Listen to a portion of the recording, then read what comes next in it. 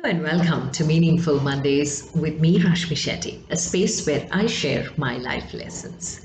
And today's is a beautiful story that I heard last week. The whole of last week, I had sessions with final year MBA students on personal branding. After 2 years, having face to face sessions was an amazing experience, a lot of energy exchange as much as we exchanged stories as well. Many stories were shared and dissected, and this one story that I'm going to share with you today has continued to stay with me as a very powerful one. There was this girl, let's call her Nischita.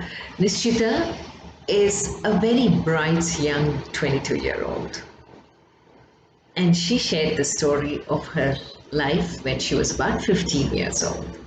As a 15-year-old determined to do well in her final year 10th standard exams, she started her day by going to different coaching classes by choice. So her day would start at 6 in the morning.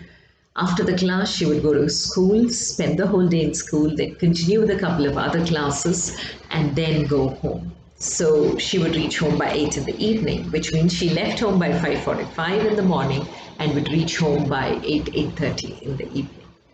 It was long days.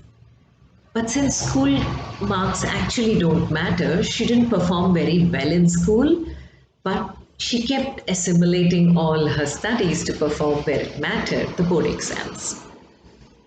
The norm in the school was when it is final years, as in 10th standard, 12th standard, the teacher would give the hall ticket, and every student is supposed to fall at the feet of the teacher, take her blessings before taking the hall ticket.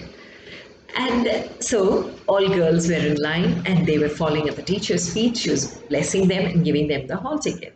So for each girl, she had something specific, as in, God bless you, may you score between 85, 90%. For some, it was 90, 95, and for many others, it was above 95.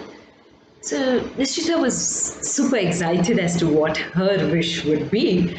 And when she fell at the teacher's feet and looked up, waiting for the blessing and the hall ticket, the teacher just held her by the shoulder and said, "It's okay, don't strain yourself too much, Nishita. Maybe about 65, 70% should be good enough for you." It hurt her. But still, she left the classroom, completely resolved to prove the teacher wrong. Many a time when feedback comes our way, we kind of are disappointed with the feedback. We start believing that feedback to be our truth. But Nischita was not like the rest of us. She walked out of the classroom completely resolving that she's going to do her best. Study holidays were announced and the school closed.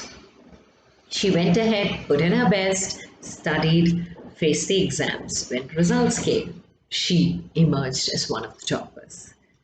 She went to the staff room to meet the teacher. The teacher who gave her that particular wish looked at her, smiled, and said, "Congratulations." So Nishita didn't want to leave the chance and said, "Ma'am, I did not live up to your expectation," and smiled.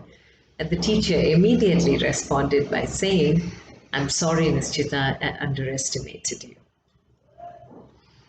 And Nischita at that point pauses in the story and says that it is very important for us to understand that if we start taking all the feedback from the world outside as our truth, we will never be able to be our best.